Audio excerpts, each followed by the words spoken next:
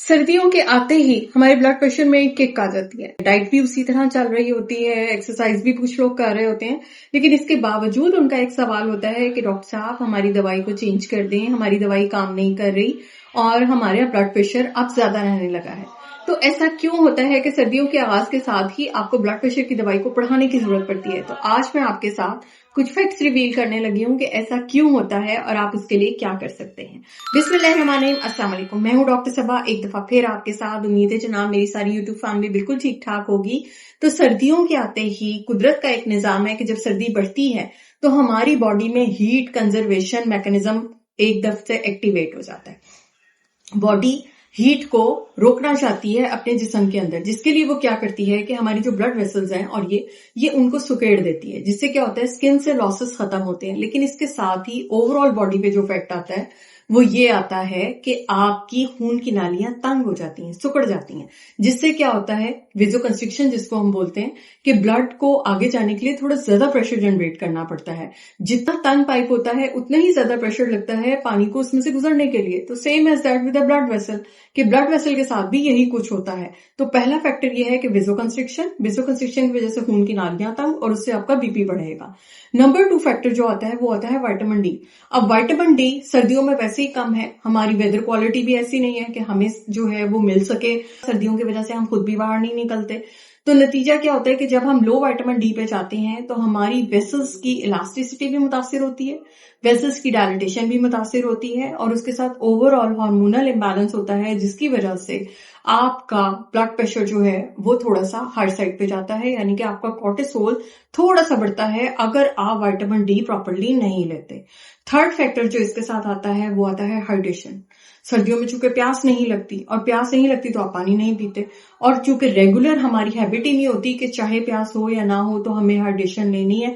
नतीजा इसका क्या होता है कि हमारे ब्लड की विस्कोसिटी थोड़ी बढ़ जाती है, ब्लड थोड़ा सा थिकन आउट हो जाता है, जिसकी वजह से जब वो वेसल से गुजर रहा होता है तो जिस तरह एक गदले पानी को या गाढ़े पानी को एक जगह से गुजरने में ज्यादा फोर्स लगती है, इसी तरह इस पानी को आगे जाने में टाइम लगता है, जिसको गुजारने के लिए हार्ट ज्यादा जोर से पंप करता है और आपका ब्लड प्रेशर थोड़ा सा नॉर्मल लेवल से इंक्रीज होता है। नंबर 4 फैक्टर क्या है कि जनाब सर्दियां आते के साथ ही बहुत सारा ये काम शुरू होता है कि हम अपनी एक्टिविटी को रिस्ट्रिक्ट कर लेते हैं। अव्वल तो स्मोक आ जाती है, फिर फॉग आ जाती है। तो दोनों सूरतों में ये होता है कि हम कहते हैं यार बाहर नहीं निकलना। तो जब बाहर नहीं निकलना और एक्टिविटीज भी कम हो जाती हैं तो फिर ये होता है कि घर में एक्टिविटीज को हम करते नहीं है। नतीजातन कुछ फूड इनटेक्स हमारे बढ़ते हैं, जिनमें सॉल्ट इनटेक, यानी कि आप कुछ जंक फूड्स का इस्तेमाल करते हैं, कुछ सूप्स का इस्तेमाल करते हैं, कुछ प्रोसेस फूड का इस्तेमाल करते हैं। और जब ये वाली चीजें एक हद से ज्यादा बढ़ती हैं तो सोडियम का कंटेंट बढ़ता है। जब सोडियम का कंटेंट बढ़ता है, वाटर रिटेंशन बढ़ती है, तो आपका ब्लड प्रेशर थोड़ा सा स्पाइक करता है। अब आते हैं एक सबसे कॉमनेस्ट रीजन की तरफ, वो है हमारा कॉर्टिसोल लेवल।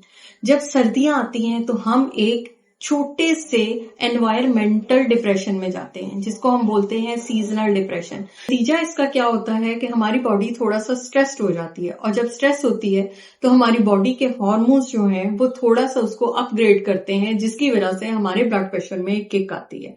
तो अब इन सारे मसलों के लिए हमें करना क्या है? 10 स्टेप्स हैं, आप खुद अपने घर में खुद मैनेज कर सकते हैं। नंबर 1, अपनी हाइड्रेशन बहुत अच्छी रखिए। आपको प्यास लग रही है या नहीं लग रही है, लेकिन आपने 4 से 6 ग्लास पानी अपना मैंडेटरी रखें कि आपने जरूर पीना है। नंबर 2, विटामिन के सप्लीमेंट्स, यानी कि स्पेशली विटामिन डी, या तो आप अपनी डाइट में मुर्गी, मछली, अंडा, और या इस सप्लीमेंट्स में अगर हम आए तो 2 लाख यूनिट वाला विटामिन डी, मैं इस पे बहुत सारी वीडियोस बना चुकी हूँ, आप देख सकते हैं, वो ले सकते हैं, या अपने मौलिद से मशवरा कर लें अगर आपको कोई कॉन्ट्रा इंडिकेशन है। तो विटामिन डी को सप्लीमेंट की फॉर्म में भी लिया जा सकता है और डाइट की फॉर्म में भी लिया जा सकता है। उसके बाद नंबर 3 है एक्टिविटी, यानी अगर आप आउटडोर नहीं जा सकते तो प्लीज घर में कीजिए। आप अपने कमरे में वॉक कर सकते हैं, आप अपने कमरे में स्टेपिंग कर सकते हैं, रोपिंग कर सकते हैं, जंपिंग कर सकते हैं। जितनी अच्छी एक्टिविटी आप अपनी रोज की स्ट्रेचिंग्स में रखेंगे उतना ही आपका ब्लड प्रेशर कूल, काम एंड कंट्रोल रहेगा। नंबर 4, डाइट का इंतखाब, के खाने के इंतखाब में स्पाइसी चीजों को अवॉइड कीजिए। सूप्स बहुत ज्यादा अगर आप लेते हैं बाहर के तो प्लीज उनको अवॉइड कीजिए। घर का बना हुआ खाना ज्यादा इस्तेमाल कीजिए। प्रोसेस फूड को कम से कम रखिए। जितना ज्यादा सोडियम कंटेंट लो होगा उतना ही آپ کا BP well control and well manage ہوگا.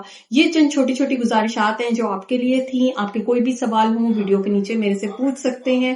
پھر ملیں گے کسی نئی ویڈیو کے ساتھ. تب تک کے لیے happy winter and happy health. اللہ حافظ.